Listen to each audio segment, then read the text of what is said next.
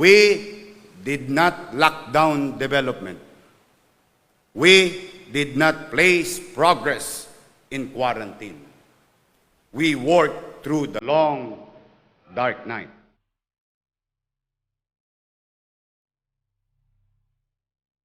Sa pagsusumikap natin dito sa sanggunian, ay nagawa nating malampasan sa dami ng mga ordinansang naipasa ang mga nagdaang konseho mula 1988. Di pa man natatapos ang buong termino ng sanggunian ngayon, umabot na sa 172 ordinansa ang ating naisabatas.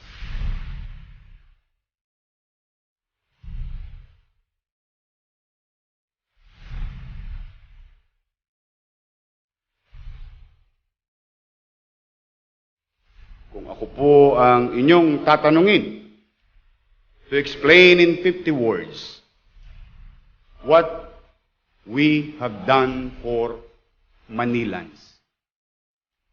In all modesty, we put vaccine in their arms, food on their table, roofs over their heads, money in their pockets, computers on the hands of children, stipend in the wallets of our students, seniors, PWDs, solo parents, new streets they can walk on, new health facility they can walk in, new parks they can work out. And above all, hope in their hearts.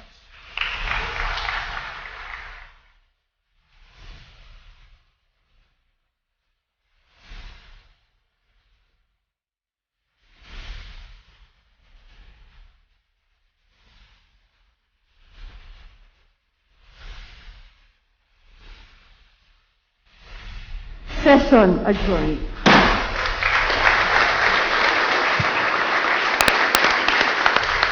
Mga kababayan, darating ang panahon huhusgahan tayo ng mamamayan. Kasaysayan at poong may kapal. Kung paano tayo lang, namahala. Isang tanong lang nila, ano ang ginawa mo sa pandemya?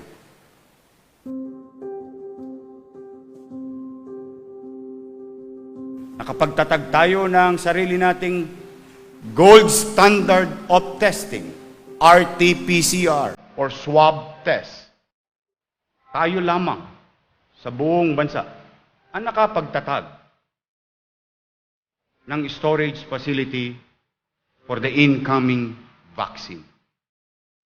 Kauna-unahan sa buong Pilipinas.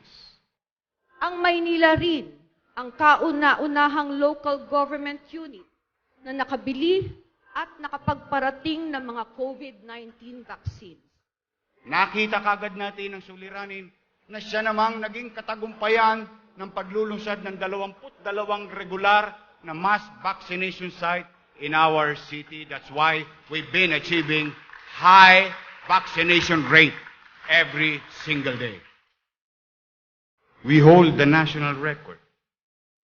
43,011 persons vaccinated in one day.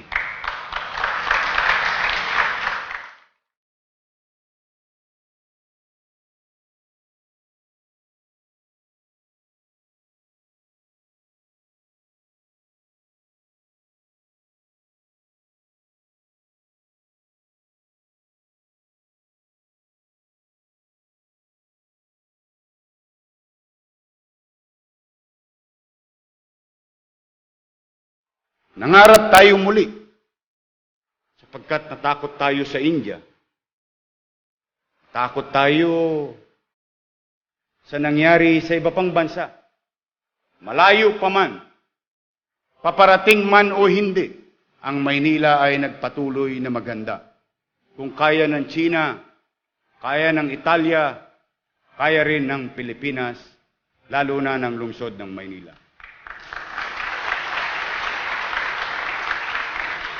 Kaya naitatag ang Manila COVID-19 Field Hospital sa Rizal Park.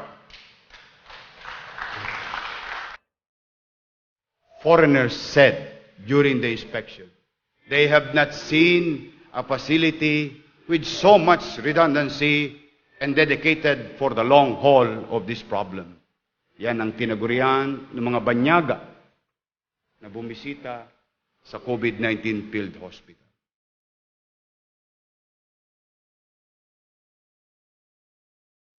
It is the most dangerous comorbidity, and it is a dangerous comorbidity, is poverty. COVID does not only prey on the physically unhealthy, but also on the financially weak. Kaya po ang pangapat na tiya ay tulong. Ang pagtutulungan ng ehekutibo at lehislatura ay naging daan sa pamamahagi natin ng tuloy-tuloy na ayuda sa bawat pamilyang Manilenyo sa loob ng 6 na buwan sa pamamagitan ng Food Security Program. We continue to provide opportunity for our people in the city of Manila. When there is joblessness in the country, the city of Manila look and make jobs for the people of Manila.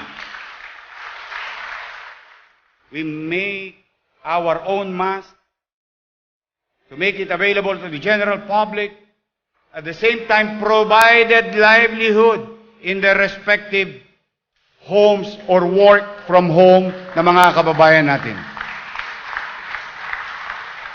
Manila remains the education capital of the Philippines, as we believe in education for all. Manila schools are open to children wherever they live. This is because admission should not be based on learners' postal zip code. For as long as student has the zeal to learn, they can in Manila.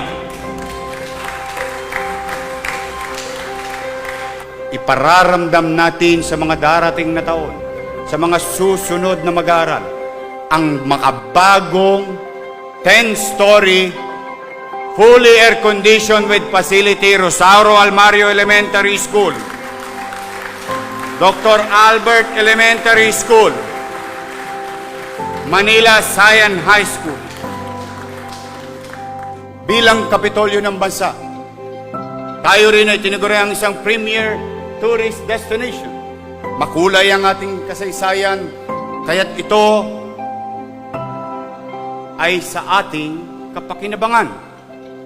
We took advantage of the slumber in the metropolis during the pandemic as we intensify our beautification projects, enhance our public places, converted idle land to potential tourist attraction, and most especially, we now have our own Manila Tourism Cultural Development Plan.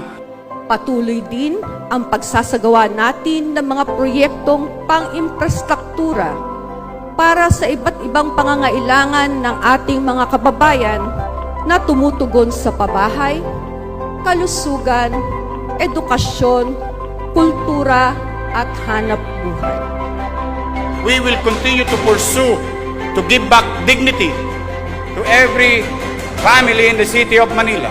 Kung nagawa natin ang Condominium 1 at 15-story, Condominium 2 at 15-story, Binondominium 1 at 15-story, we will build 20-story for San Sebastian residents, 20-story San Lazaro residents, and 20-story Pedro Hill residents. We will build more, 1,000 more houses, unit in the city of Manila.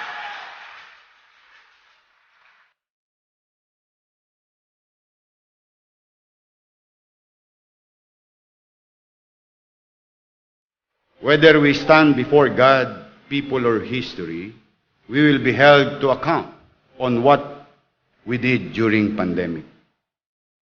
Did you retreat and shelter in comfort? Or did you respond and struggle with people? Sa bawat araw akong naglilingkod, yan din ang bumabagabag sa aking isipan. Bago ko matulog, kung may tulog man. Madaling araw, pagkagising ko sa umaga, ano ang ginagawa mo para labanan ang pandemya? Ano ang ginagawa mo upang maging handa ang mga batang Maynila kung tapos na ang pandemya?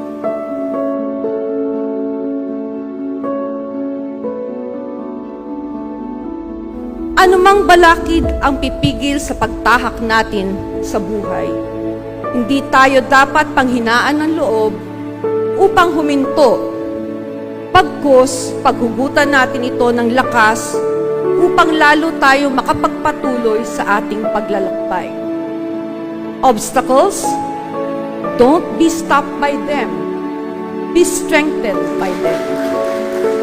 Masasabi natin, nasa tama at ayos na direksyon ang pamamahala ng ating lungsod. Lalong pinagtibay ito ng mga nakamit nating iba't ibang parangal at pagkilala mula sa iba't ibang ahensya at samahan sa loob at labas ng Pilipinas at maging sa ibang bansa. Manatili tayong nakapokus. Because, again, I cannot do this alone. I need you, the people of Manila. We must come together, hand in hand. Yawa ang Diyos. Yawa ang Diyos. Mananalo tayo.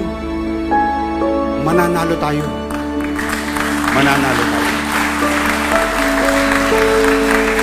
Pagpalain nawa kayo ng pong may kapal. Manila, God first.